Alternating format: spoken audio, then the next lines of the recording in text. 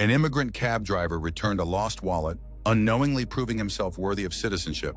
The words on the citizenship application form blurred before Armin Nazarian's tired eyes as he sat at his kitchen table, the yellow glow of a cheap lamp casting long shadows across the cramped apartment. Outside, Chicago's winter howled against his windows, the cold seeping through despite the weatherproofing he'd meticulously applied last autumn. 5 years in America, and winter still bit deeper than he remembered from his childhood in Armenia. He pushed the papers away and rubbed his eyes. 12 hours behind the wheel today. 12 hours of navigating slush-covered streets, of forced smiles in the rearview mirror, of "Where are you from?" followed by silence when he answered. His fingertips cracked from the constant transition between the heated cab and the bitter cold when opening doors for passengers, stung as he reached for his mug of tea. The steam rose in wispy tendrils, reminding him of his mother's kitchen back home. Warmth there had never just been about temperature. It had been about belonging. The phone buzzed. Another reminder from his lawyer about documentation needed for his citizenship application. 5 years of driving strangers across a city that still felt foreign. 5 years of sending money home to a family who needed it more than he needed comfort. 5 years of building a life worthy of this final step, becoming American. It should have felt momentous. Instead, it felt like another mountain to climb alone. Worth it, Armand whispered to himself.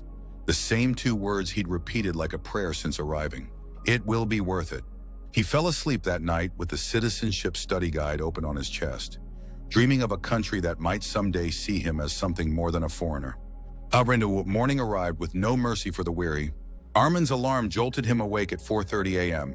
The Citizenship Guide slid to the floor as he sat up, his neck stiff from another night on the couch that served as both his bed and living room furniture. The small studio apartment barely had room for the essentials, but it was clean, always clean. His father had taught him that a man's space reflected his character. The routine was automatic now.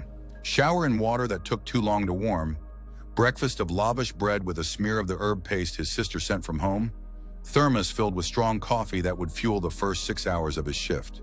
He traced his finger over the photograph taped to his refrigerator. His parents, sister and nephew, standing before their stone house in Yerevan, mountains rising behind them. They smiled in the image, but Armin knew the reality. The money he sent home each month meant medicine for his father's heart condition, school for his nephew. Today will be better, he told the photograph. A ritual as consistent as his morning prayers. The city was still draped in darkness as Armin unlocked his cab. The vehicle nothing special. A 2008 Toyota Camry with 178,000 miles and counting, but meticulously maintained. He'd purchased it 3 years ago after saving every spare dollar, his first real American possession. The car represented freedom, mobility, possibility. He ran his hand along the hood before getting in, another ritual. "Good morning, old friend," he murmured. "Let's make today count." The first fare came within minutes of turning on his light. An airport run, a businessman in an expensive suit who spent the entire ride on his phone, speaking loudly about acquisitions and market shares. He didn't look at Armin once, not even when handing over his credit card. Just another invisible service worker in a city full of them. The second passenger was different. An elderly woman with a cane and cloudy eyes who needed help getting from her door to the cab, then from the cab to her doctor's appointment. She patted Armin's hand when he helped her out. "Bless you, young man." Not many would take the time. "Is no trouble," Armin replied, his English still carrying the heavy consonants of his mother tongue, despite years of practice.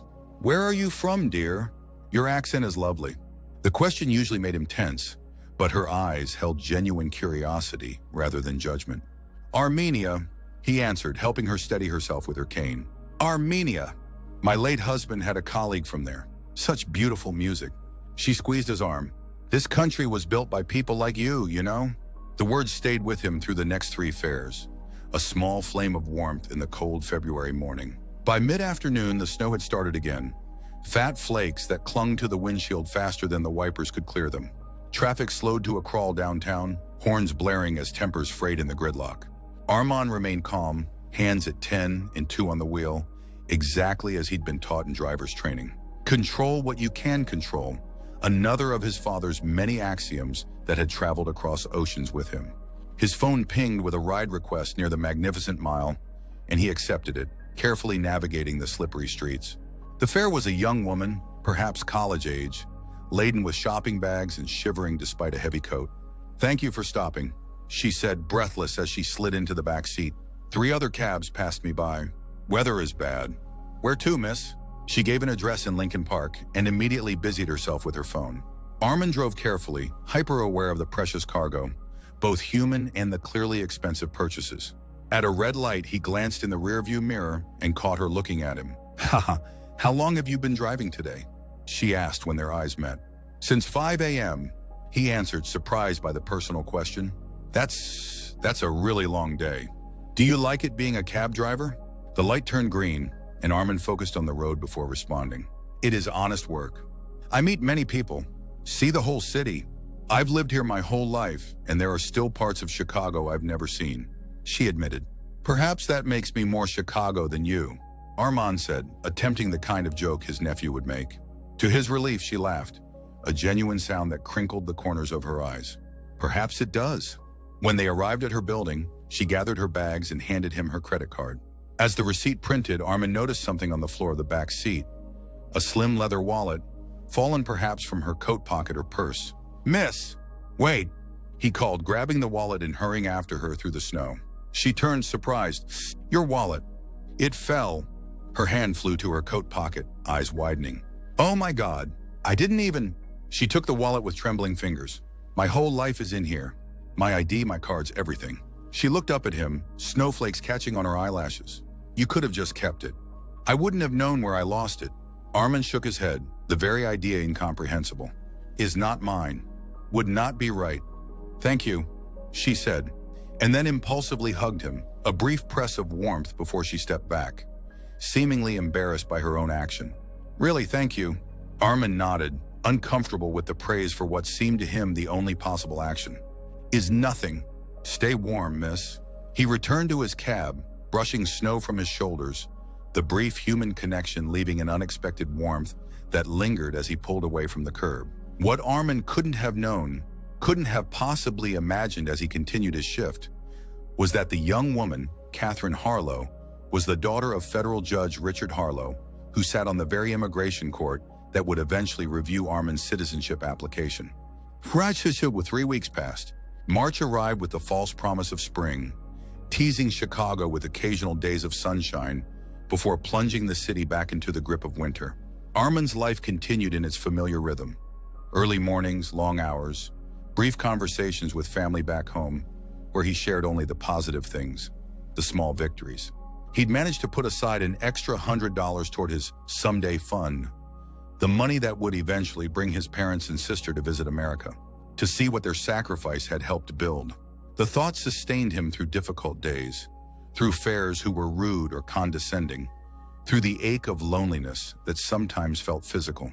On a Tuesday morning, Armin received a ride request from an address he vaguely recognized in Lincoln Park. When he pulled up, he was surprised to see the same young woman from weeks before, the one who had dropped her wallet. She smiled with recognition as she slid into the back seat. "It's you!" The honest cab driver. Armin nodded, oddly pleased she remembered him among what must be countless services and interactions in her life. "Good morning, miss. Where to today?" "Downtown, please." "The Federal Building." She settled in, arranging what looked like a portfolio case beside her. "I can't believe it's you. What are the odds in a city this size?" "Chicago is smaller than it seems sometimes," Armin replied, pulling carefully into traffic. "I'm Catherine, by the way. I realized after last time that I never introduced myself." "Arman," he offered in return. "Armin Nazarian." "Armenian?" she asked. "Yes." He braced himself for the usual follow-up questions. "How long have you been here? Why did you come?" The gentle interrogation that always made him feel like he needed to justify his presence. Instead, she said, "I had an Armenian history professor in college. He made the most amazing coffee I've ever tasted. Said it was a traditional recipe. Armenian coffee is very strong. We do not rush important things like coffee," Arman said, relaxing slightly. "Unlike Americans," Catherine laughed, "we rush everything." The conversation flowed easily as they drove, Catherine asking thoughtful questions about Armenia that allowed Arman to share positive memories rather than the economic hardships that had driven him to leave. He found himself telling her about mountain summers, about his grandmother's cooking, about the ancient monasteries carved into cliff faces. "It sounds beautiful," she said when he described the view from his childhood home. It is, but beautiful does not always feed family, he said, then immediately regretted the honesty that revealed too much. Catherine was quiet for a moment. No, I suppose it doesn't. Her voice had softened. Is your family still there? Parents, sister, nephew. I send money home. That's really admirable. Armin shrugged, uncomfortable with praise for what was simply duty. Is what one does for family? They had reached the federal building. As Catherine gathered her things, she hesitated. Do you have a card? Or a number I could use to request you specifically? My father needs regular rides to medical appointments, and it would be nice to have a driver I know is trustworthy. Armin reached into his pocket for one of the simple business cards he'd had printed at the copy shop. His full name, phone number, and the words safe, reliable transportation beneath a small image of a cab. Thank you, Armin. You'll be hearing from me. She smiled, then stepped out into the windy morning.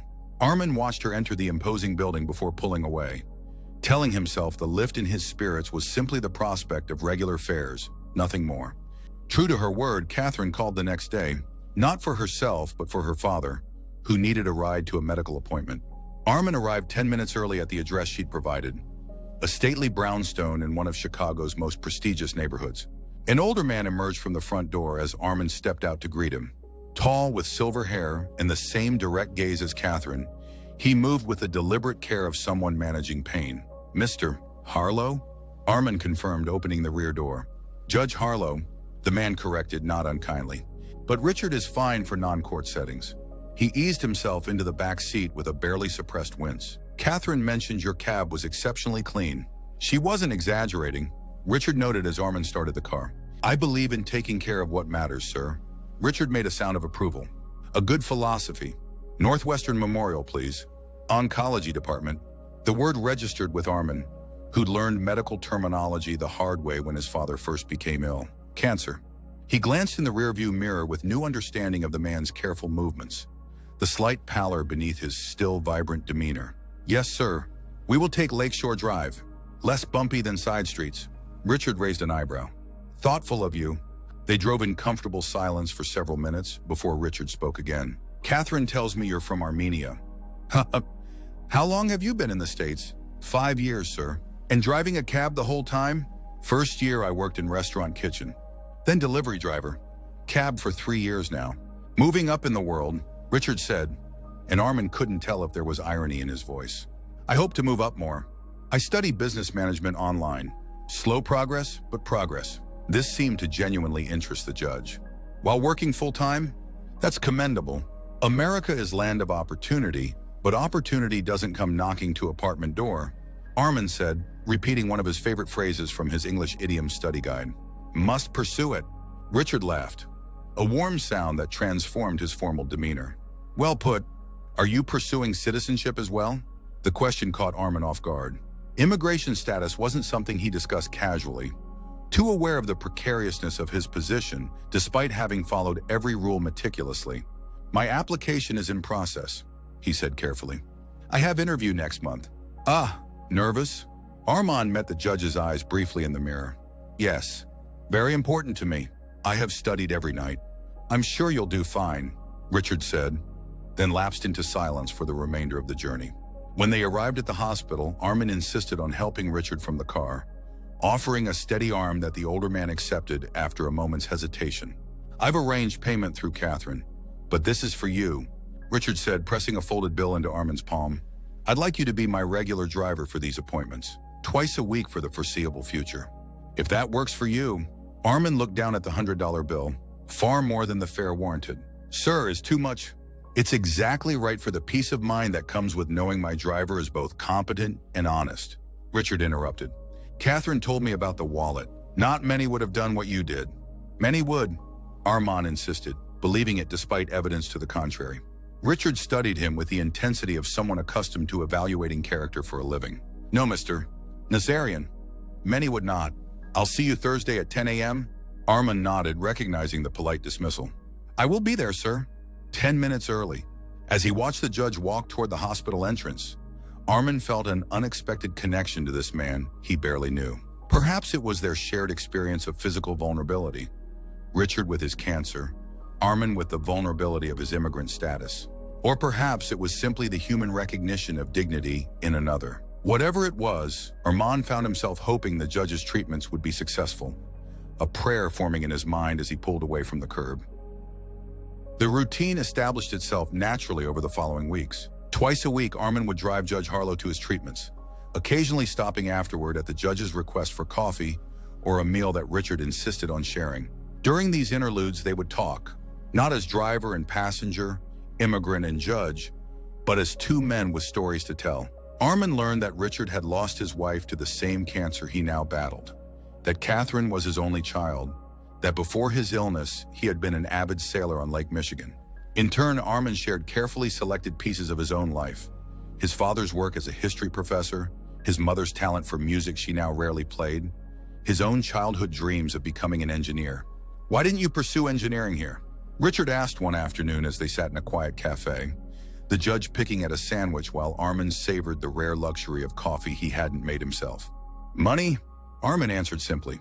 "Engineering degree costs too much. Family needs support now, not after 4 more years of school." Richard nodded thoughtfully.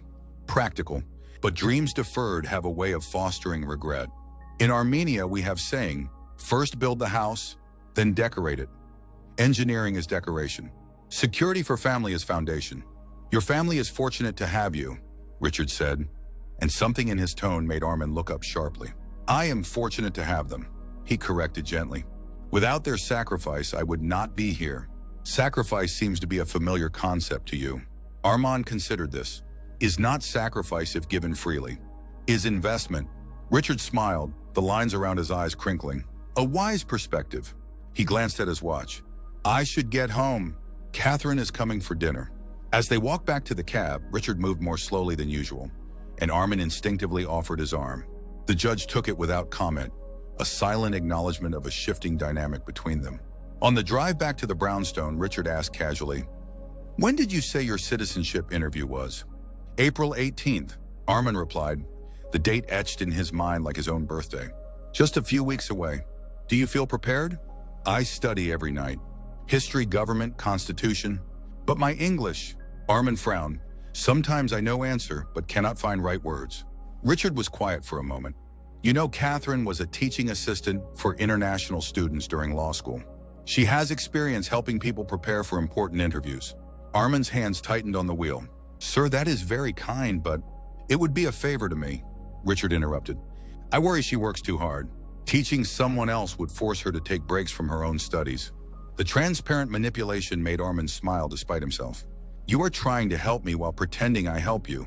Richard laughed, caught out. "A judge learns to present compelling arguments. Think about it at least." By the time they reached the brownstone, Catherine was already there, waiting on the steps.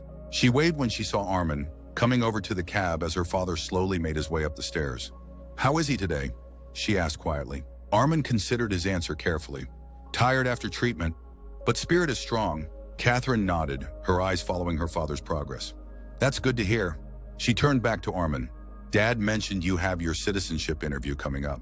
I'd be happy to help you prepare, if you'd like." The offer, delivered so casually, left Armand momentarily speechless. These people who had entered his life through the most random of circumstances continued to extend kindnesses he had no way to repay. "I would be very grateful," he said finally, "but I cannot accept without giving something in return." Catherine tilted her head. "Such as?" "I teach you to make proper Armenian coffee, and maybe some cooking." He smiled. "American food is, how do you say, bland?" Her laugh was warm, genuine. "Deal. Give me your number, and we'll set something up." As Armand drove away, he found himself humming a tune his mother used to sing, something he hadn't done in years. The feeling was strange, unfamiliar after so long. Hope, not just for survival, but for connection, for belonging. The first study session took place in Catherine's apartment, a spacious 2-bedroom with views of the lake that made Armand acutely aware of the vast differences in their circumstances. She'd cleared her dining table, laying out practice tests, flashcards, and a voice recorder. "I thought we could record your answers so you can hear how you sound," she explained, setting out coffee she'd clearly gone to some effort to make strong, though it bore little resemblance to true Armenian coffee. For 2 hours, Catherine drilled Armand on potential questions, correcting his pronunciation gently, suggesting alternate phrases when he struggled to express a concept. She was a patient teacher, never making him feel inadequate when he faltered. "You know more than you think," she told him as they took a break. "Your problem isn't knowledge, it's confidence in your English." Armin nodded, knowing she was right. "In cab, I speak simple things." "Where to?" "Traffic bad. Not complex ideas about government, democracy." "Then let's practice those complex ideas in everyday settings." Catherine suggested, "Next time we'll go for a walk while we study. Make it less formal." And so began a new rhythm to Armin's weeks. Driving Judge Harlow to treatments on Mondays and Thursdays, studying with Catherine on Wednesday evenings and Sunday afternoons. The study sessions gradually evolved, moving from her apartment to parks, museums, even grocery stores where Catherine would challenge Armin to explain American democratic principles while selecting produce. "The separation of powers," she prompted one Sunday as they stood in the cereal aisle. "Like good recipe," Armin replied, warming to the analogy. "Executive branch is the chef, makes decisions, enforces rules of recipe. Legislative branch writes recipe book. What ingredients are allowed, what proportions. Judicial branch is the taste tester, decides if recipe was followed correctly, if result is what cookbook, intended." Catherine's delighted laugh drew curious glances from other shoppers. "That's brilliant. I've never heard it explained that way." Armin shrugged, pleased but embarrassed by her praise. "Makes sense to me this way. In Armenia, my mother was the 3 branches in kitchen. No democracy there." He smiled at the memory. "Her food was still best in village." These moments, the sharing of small personal histories, had become his favorite part of their sessions. Catherine was curious about his life before America, in a way few people had been, asking about traditions, everyday routines, the texture of his previous existence, rather than just the difficulties that had driven him to leave. In turn, he learned about her work as a law clerk, her ambition to become a public defender, her complicated relationship with her father's expectations. She spoke of Richard with a mixture of admiration and frustration that Armin found both foreign and familiar. The universal complexity of parent-child relationships translated across cultures. "He wants me to follow his path exactly," she confided during one walk along the lakeshore, the April wind whipping her hair across her face. "Federal court, maybe even judgeship someday. But I want to work with people who really need help navigating the system. Like immigrants," Armin said quietly. She glanced at him, then away. "Yes, among others. Your father does not approve? He thinks it's..." She hesitated, searching for the right word. "Wasteful? Of my education, my connections." Armin considered this. "In my country, older generation believes in security above all. They lived through Soviet times, war, economic collapse. Perhaps your father's concern comes from love, from wanting you protected." Catherine stopped walking, looking at him with surprise. "That's incredibly generous. To him, is easier to be generous about others' fathers than one's own," Armin admitted with a smile. "I argue often with my father, even from thousands of miles away." "About what?" "He wants me to come home. Says America has enough drivers. Armenia needs educated men to rebuild. But you don't want to go back." The question hung between them, weighted with implications Armin wasn't sure Catherine intended. Did she think he should go back? Did she see him as he sometimes feared Americans did? As a temporary visitor who had overstayed his welcome? "I want to bring my family here," he said finally. "Build something that lasts. In Armenia, too much is uncertain. Here," he gestured at the vast lake, the gleaming city skyline. "Here, effort matters more than connections or corruption? At least that is what I must believe." Catherine's expression softened. "That's what America's supposed to be, at its best. Not always what it is. Every country has gap between ideal and reality," Armin said, "but some gaps are wider than others." They resumed walking, a comfortable silence falling between them. After several minutes, Catherine spoke again. "Dad asked about you yesterday. Wanted to know how the study sessions were going. He is feeling better? Last appointment, he seemed tired." Catherine's step faltered slightly. "He has good days and bad days. The treatment is brutal, but..." She took a deep breath. "He's fighting hard." Impulsively, Armin reached for her hand, giving it a quick, reassuring squeeze before releasing it. "If he is half as stubborn as his daughter, he will win this fight." Her smile was wobbly but real. "I'm stubborn?" "In best way," Armin assured her. "Now quiz me on amendments. Interview is next week." As they continued their walk, Armin reciting the Bill of Rights to the rhythm of their footsteps, he realized with sudden clarity that these people, Catherine and her father, had become more than passengers, more than study partners. They had become friends, perhaps even something like family. The thought both warmed and terrified him. The morning of the citizenship interview dawned clear and bright, Chicago displaying its springtime glory as if in celebration. Armand had slept little, reviewing facts and practiced answers until his eyes burned. He dressed in his only suit, purchased second-hand but meticulously tailored to fit his lean frame, and knotted his tie with hands that refused to remain steady. On his kitchen table lay the study materials Catherine had prepared, alongside a small card that had arrived yesterday by mail. Inside, in Judge Harlow's precise handwriting, "America will be fortunate to call you citizen." Good luck today. The simple message had brought unexpected tears to Armand's eyes. 5 years of striving, of proving himself worthy, and somehow these two people who had known him mere months saw what he desperately hoped the immigration officer would see, that he belonged here, that he could contribute. His phone chimed with a text from Catherine. "You've got this. Call me the minute you're done." Armand tucked the phone away, took one last look in the mirror, and headed out to face what felt like the most important test of his life. The federal building loomed large and imposing, streams of people flowing in and out with purpose. Armand joined them, his documentation clutched perhaps too tightly in his hand, reporting to the designated floor 30 minutes before his appointment. The waiting room was already half full with others like him, people from dozens of countries, all dressed in their best, all wearing the same mixture of hope and anxiety. A woman about his mother's age sat beside him, her hands working a string of wooden prayer beads. She smiled nervously when she caught his eye. "Where are you from?" she asked, her accent placing her somewhere in Southeast Asia. "Armenia," Armand replied. "You?" "Philippines. I've been waiting for this day for 7 years." She held up the beads, praying I don't forget everything I studied. "You won't," Armand assured her with more confidence than he felt. "When we want something this much, we remember what matters." She nodded gratefully. "God bless you. I hope we both celebrate today." Before Armand could respond, a door opened and an officer called his name. With a deep breath and a nod to his waiting room companion, he stood and followed the man into a small office. What followed was both more and less intimidating than Armand had imagined.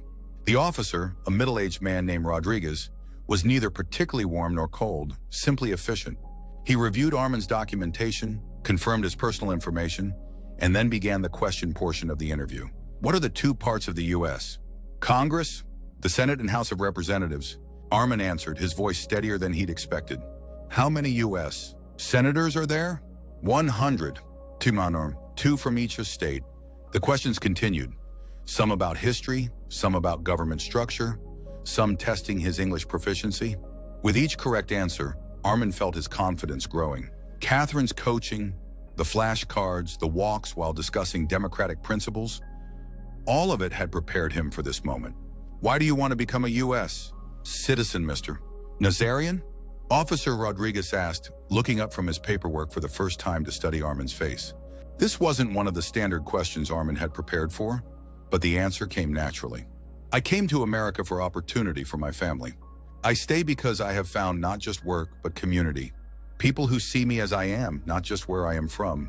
He thought of Judge Harlow's respect, of Catherine's friendship. "I want to fully belong to the country that has allowed me to build a life of dignity, to give back to the place that has given me so much." Officer Rodriguez held his gaze for a long moment, then nodded, making a note in Armand's file. "Well, Mr. Nazarian, I'm pleased to inform you that you've passed the interview portion of your application. Your background check is clear, and your documentation is in order. Barring any unexpected issues, you should receive notice of your naturalization ceremony within the next few weeks." The words took a moment to register. Passed. Ceremony. Citizen. "Thank you." Armand managed, emotion threatening to close his throat. "Thank you very much." Outside the federal building, standing in the spring sunshine, Armand called Catherine as promised. When she answered, he could barely speak. "I passed," he said simply, the fullness of his heart making elaborate expression impossible. Her joyful exclamation was loud enough that he had to hold the phone away from his ear. "I knew you would. We have to celebrate. Dad will want to hear everything. Are you free tonight?" Come for dinner." The invitation was so casually delivered, as if his presence at their family table was the most natural thing in the world. Armand found himself agreeing before he'd even considered whether he had other plans, which of course he didn't. "Wonderful. 7 o'clock. And Armand, I'm really proud of you. The words stayed with him as he made his way home to change before his afternoon shift. Proud. Such a simple word, but one that carried the weight of recognition, of being seen. His parents had expressed pride in his achievements before, but this was different. This was pride from someone who had chosen to care, not someone bound by blood to do so. As he drove passengers that afternoon, Armin felt as if he were floating slightly above his normal self, the world sharper and more vibrant. The city, his city now, truly seemed to shine with possibility. Dinner at the Harlow home was a celebration that exceeded Armin's expectations. Catherine had prepared an ambitious attempt at Armenian cuisine, dolma that was slightly undercooked but made with obvious care, alongside more traditional American fare. Judge Harlow, looking stronger than Armin had seen him in weeks, opened a bottle of champagne. To America's newest citizen in waiting, Richard toasted, raising his glass. And to honest cab drivers everywhere. They ate at the formal dining table, surrounded by antiques and art that spoke of generations of privilege. Yet Armin felt not out of place, but welcomed. The conversation flowed easily, Richard asking detailed questions about the interview, Catherine filling in prouder details when Armin's modesty prevented him from acknowledging his own preparation. Officer Rodriguez said my English was excellent, Armin admitted. This is because of you, Catherine. She shook her head. I just helped you organize what you already knew. You did the hard part.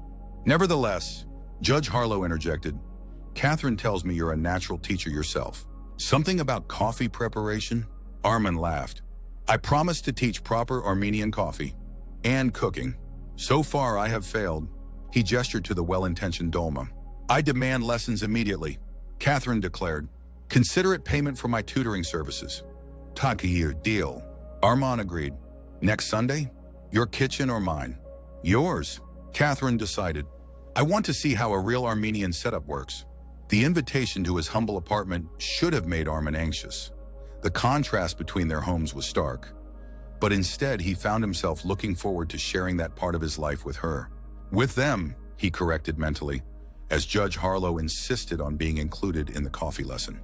After dinner, as Catherine cleared plates despite Armin's protest that he should help, Richard led him into the study, a room lined with books and dominated by a large desk that bore the scars and polish of decades of use.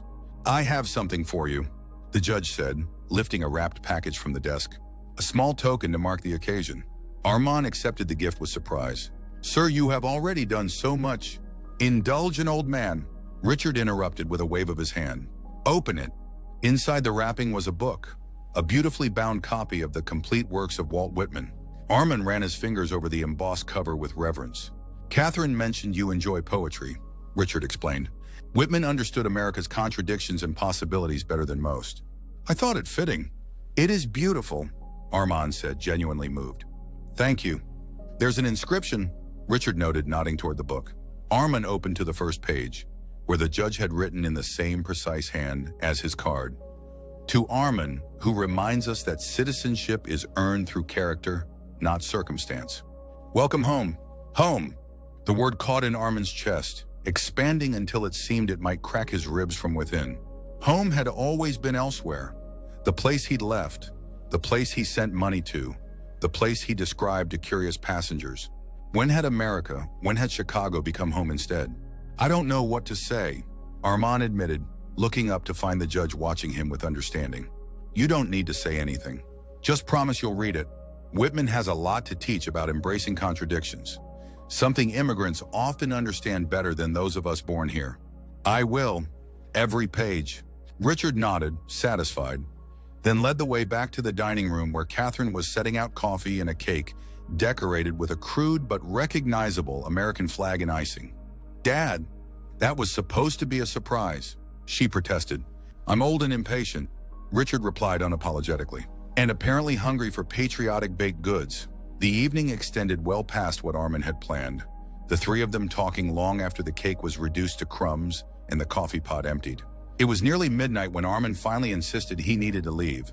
Early shift tomorrow, responsibilities that didn't pause for celebration. Catherine walked him to the door while her father settled into his favorite chair, fatigue finally evident in the lines of his face.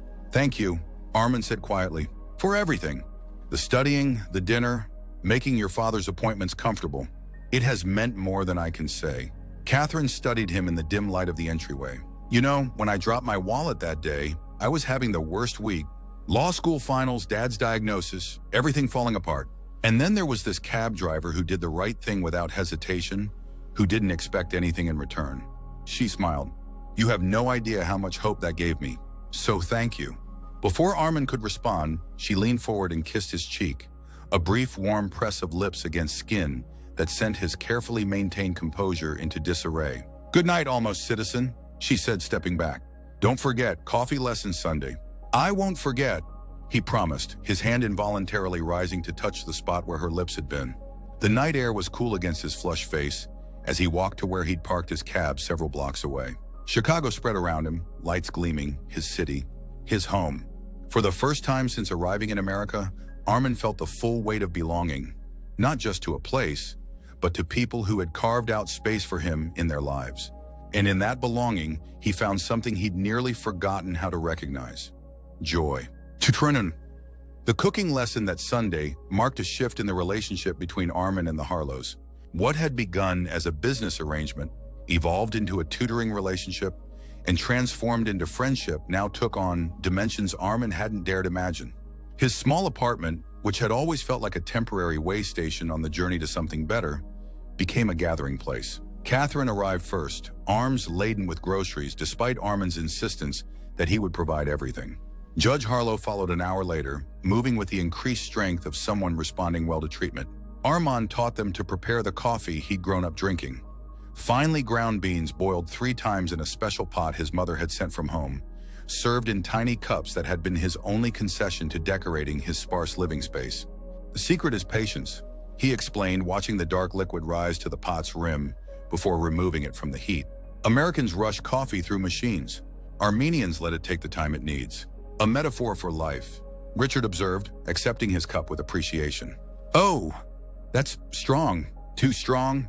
Armand asked, suddenly worried he'd prepared it as he would for himself, not accounting for American preferences. No, Richard assured him after another sip. Different, but good different, like most worthwhile things. The cooking lesson expanded into an afternoon of stories. Armin sharing techniques his mother had taught him, while Catherine attempted to fold grape leaves and Richard claimed the role of taste tester. They ate at Armin's small table, which he'd supplemented with his desk chair and a borrowed stool from his neighbor. This is incredible, Catherine declared, sampling the finished dolma. So much better than my attempt. Practice makes perfect, Armin said. Next Sunday we try different dish. The casual assumption that there would be a next Sunday, that this was becoming a tradition rather than an isolated event, went unchallenged. Instead, Richard raised his coffee cup in a toast. To new traditions, he said, meeting Armin's eyes with a warmth that conveyed understanding of all the unspoken significance behind the simple gathering. As winter yielded fully to spring, and spring blossomed into early summer, the Sunday cooking lessons became the cornerstone of Armin's week. Sometimes Richard begged off, claiming fatigue from treatments, leaving Catherine and Armin alone in the small apartment with pots of simmering stew and conversations that stretched long into the evening. During one such Sunday in late May, as they sat beside an open window enjoying the warm breeze and the remnants of a rice pudding Armin had prepared, Catherine asked the question that had been hovering unspoken between them. What happens after your citizenship ceremony? Do you have plans? Armin considered the question, aware of its multiple layers. I will continue driving, continue studying business management. Save money, maybe someday open my own business. What kind of business? Import specialty foods, perhaps. Or a small restaurant. He smiled. I have many ideas, not enough capital yet. Catherine nodded, pushing her spoon through the last of her pudding without eating it. And personally, do you plan to stay in Chicago? The real question beneath the surface was clear. Was this friendship, this connection, temporary? Would he move on once his citizenship was secured? Chicago is my home now, Armin said simply. My life is here. Something in Catherine's expression eased, a tension releasing that he hadn't fully registered until it was gone. Be good. Dad would miss his favorite driver terribly. Only your father? Armand asked, the boldness of the question surprising him even as he spoke it. Catherine met his eyes directly. No, not only my father. The moment stretched between them, filled with possibility and unspoken feelings. Armand had not allowed himself to imagine a future that included Catherine as anything more than a friend. The differences in their backgrounds, their circumstances, seemed too vast to bridge. Yet here she was, in his humble apartment, suggesting that she would miss him if he left. Before he could find words to respond, Catherine's phone rang, her father wondering when she would be home. The moment passed, but something had shifted, a door opening to possibilities Armin had not dared to consider. The notification of his naturalization ceremony arrived on a Tuesday in June, a formal letter setting the date for July 2nd. Just before Independence Day, Armin read it standing in the hallway of his apartment building, the official seal of the United States government gleaming at the top of the page, and felt a surge of emotion so powerful he had to lean against the wall for support. This was it, the culmination of 5 years of work, of sacrifice, of determination. In less than a month, he would raise his right hand and pledge allegiance to the country that had become his home. His first instinct was to call his family in Armenia, but he hesitated, calculating the time difference. It would be the middle of the night there. His second thought was of Catherine and Judge Harlow, the people who had shared this journey's final steps with him, who had in some ways made it possible. He sent a simple text to Catherine, July 2nd. Ceremony date set. Her response came within minutes. Amazing! We'll be there. Dad will want to wear his formal robes, but I'll talk him out of it. The casual assumption that they would attend, that they would want to witness this moment, filled Armin with a warmth that had become increasingly familiar in their presence. Family, he thought. Not by blood, but by choice. That evening, after completing his shift, Armin called his parents. Despite the hour, his mother answered immediately, as if she'd been waiting by the phone. Arman, is everything all right? Her voice, slightly distorted by distance but achingly familiar, brought an unexpected lump to his throat. Everything is perfect, Mama. I received the date for my citizenship ceremony. July 2nd. His mother's exclamation of joy was followed by the sound of her calling to his father. The phone being passed, his father's deeper voice offering congratulations, tinged with the complex emotions that had marked their relationship since Armin's departure. We are proud of you, son, his father said, the words carrying the weight of all they had sacrificed to help him reach this point. Though I still believe Armenia needs its brightest minds at home. I know, Papa. It was an old discussion, one that had no resolution. I am saving money. Perhaps next year you and Mama can visit for a few weeks. See what I have built here. Perhaps. His father's tone softened. Your sister wants to speak with you. More congratulations followed. His sister's pride unmistakable. His nephew's voice in the background, asking when Uncle Armin would send more American candy. The conversation wandered through family updates, health concerns, neighborhood news, the familiar tapestry of a life Armin had left behind, but remained connected to through these calls and the money he sent home each month. When he finally hung up, Armin felt the familiar mixture of comfort and melancholy that always followed conversations with his family. They were proud of him, yes, but there remained an unspoken question.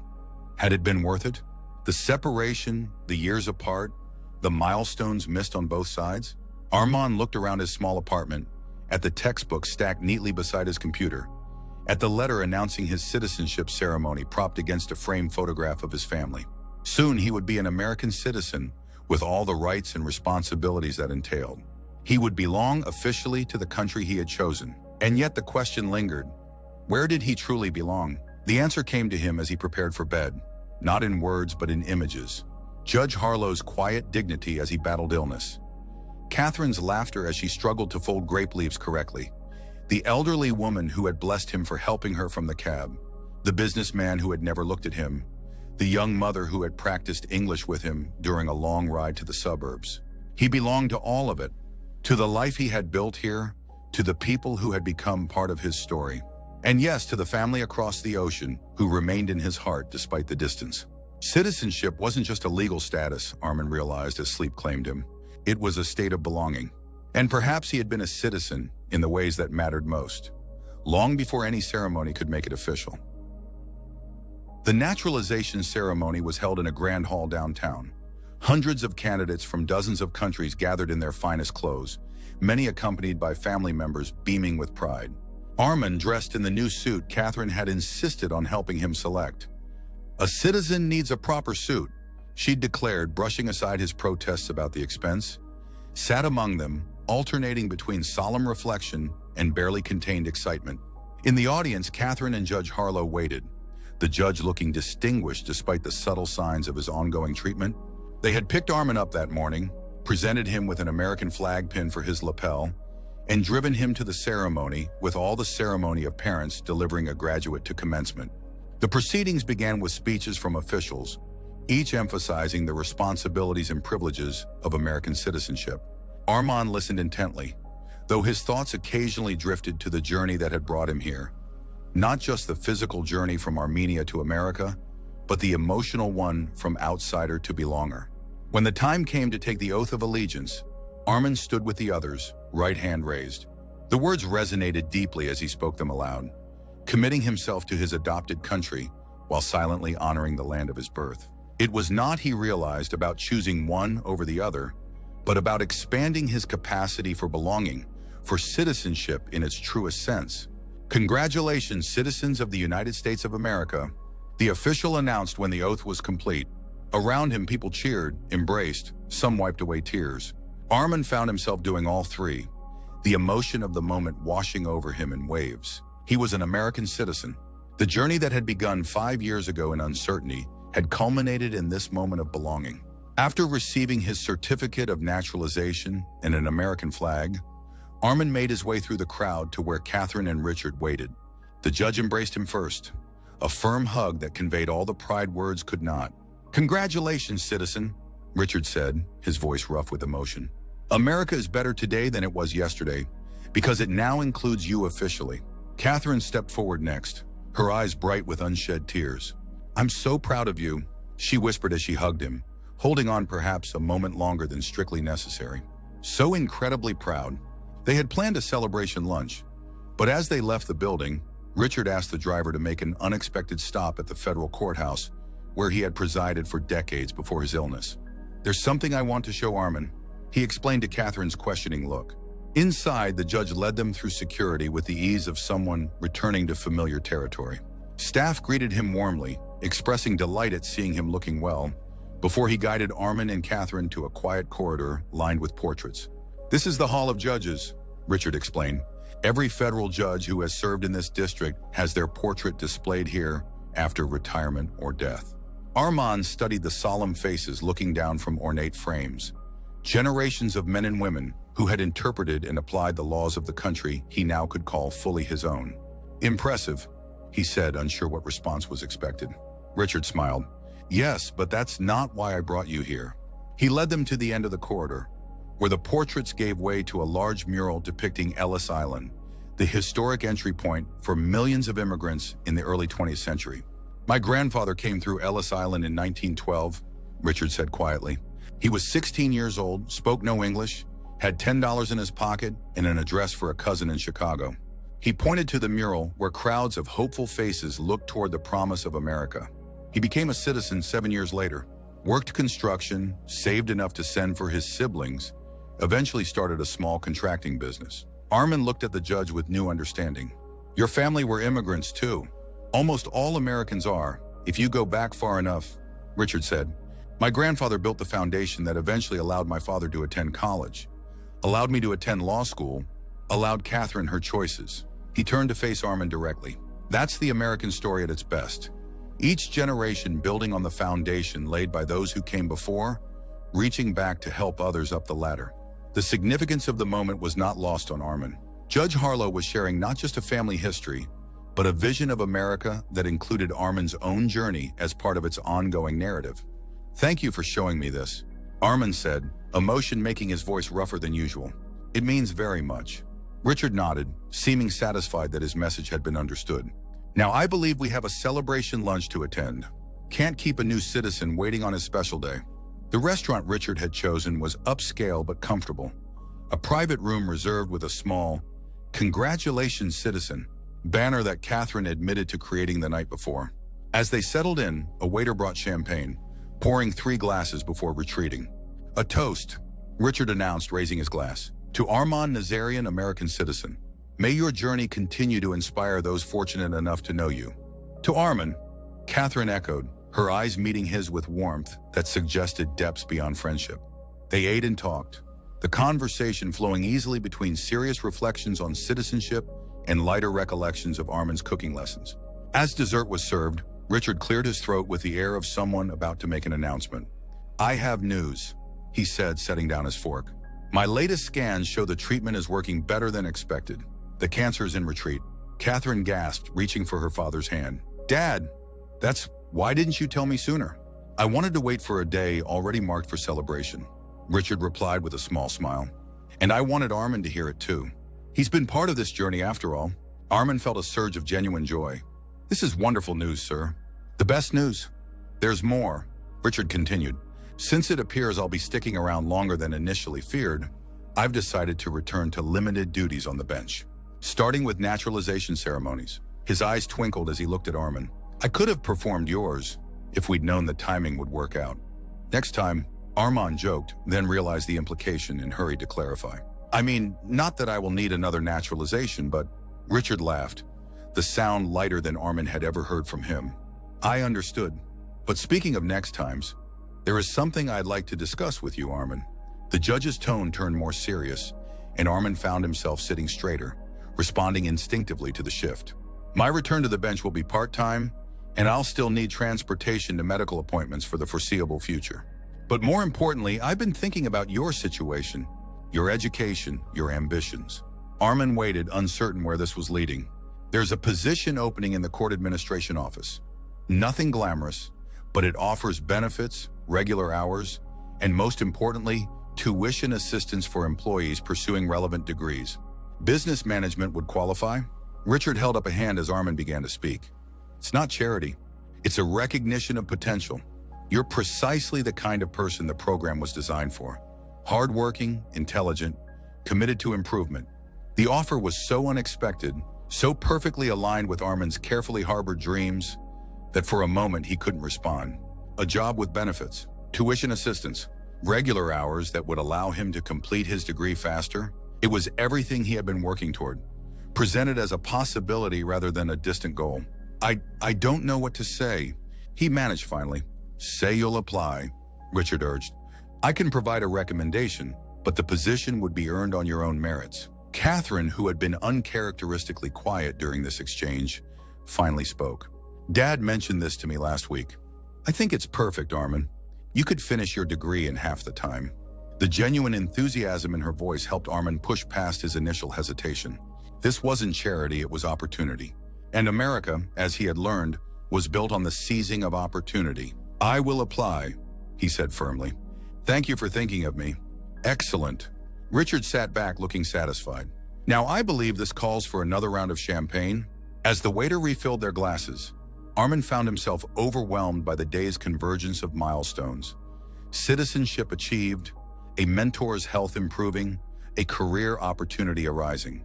And beneath it all, the steady current of connection with these two people who had entered his life through the simple act of returning a lost wallet.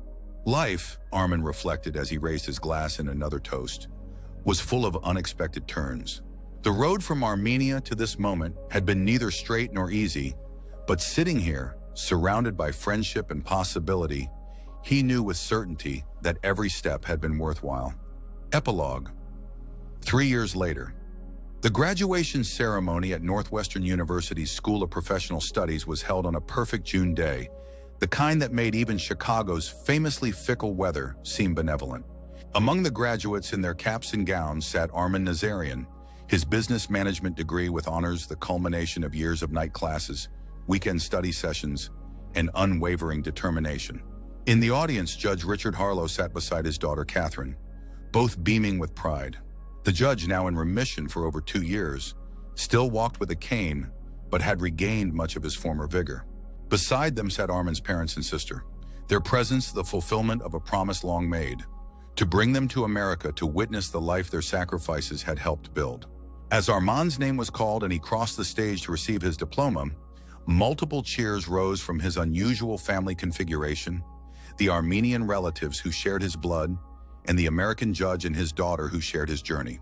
Later, at the celebration dinner Richard had insisted on hosting at his home, Armin found a moment of quiet with Catherine in the garden, while their families became better acquainted inside. The easy camaraderie between Judge Harlow and Armin's father, two proud, stubborn men who had found common ground in their love for Armin, was a sight that filled him with quiet joy. Happy? Catherine asked, her hand finding his with the familiarity of long-established intimacy. Beyond words, Armin replied. Their relationship had evolved gradually over the past 3 years, friendship deepening into romance with a naturalness that still sometimes amazed him. My father actually said he understands now why I stayed. Catherine smiled. I think he's impressed with your new position. Armand had recently been promoted to manager of community outreach at the courthouse, a role that allowed him to help other immigrants navigate the complex legal system. Or maybe he's just happy to see you happy. Both, probably. Armin looked toward the house, where through the window he could see his mother showing Judge Harlow photographs from an album she'd brought from Armenia. I never imagined this, all the people I love in one place. Worlds colliding in the best possible way. Catherine agreed, leaning her head against his shoulder. They stood in comfortable silence for a moment before Armin spoke again. I have something to ask you. Catherine looked up, curiosity in her eyes. What is it? From his pocket, Armin withdrew a small velvet box. I wanted to wait until today, when my family could be here, when your father was feeling strong, when I had finally finished what I started. Catherine's eyes widened as understanding dawned. Armand, he opened the box to reveal a ring, modest but beautiful, a single diamond set in white gold. Catherine Harlow, you believed in me when I was just a cab driver returning a wallet. You have been my friend, my teacher, my greatest supporter. Would you do me the honor of becoming my wife? Tears filled Catherine's eyes as she nodded, words momentarily beyond her. Yes, she managed finally. Yes, of course, yes. As Armin slipped the ring onto her finger, he was struck by the extraordinary journey that had led to this moment. From an immigrant cab driver struggling to belong, to a college graduate with a promising career and the love of an incredible woman, all stemming from a simple act of honesty that had connected him to the Harlows. Later, as their family celebrated the engagement with champagne and toasts, Judge Harlow pulled Armin aside for a private word. When Catherine told me about a cab driver who returned her wallet that day, I remember thinking it was a nice story, but nothing more, the judge admitted. I could never have imagined how that one act would change all our lives. I was just doing what was right, Armand said, the same words he'd spoken to Catherine years ago. Exactly. Richard smiled. And in doing so, you proved yourself worthy not just of citizenship, but of being part of our family. I couldn't ask for a better man for my daughter. As they rejoined the celebration, Armin caught his father's eye across the room. The older Nazarian nodded slightly, a gesture that conveyed both approval and understanding. The sacrifices had been worth it. The journey had led exactly where it was meant to. In that moment, surrounded by both his past and his future, Armin knew with absolute certainty that he was exactly where he belonged, at the intersection of two worlds, two families, two cultures that had woven together to create something stronger and more beautiful than either could have been alone. Just like America itself.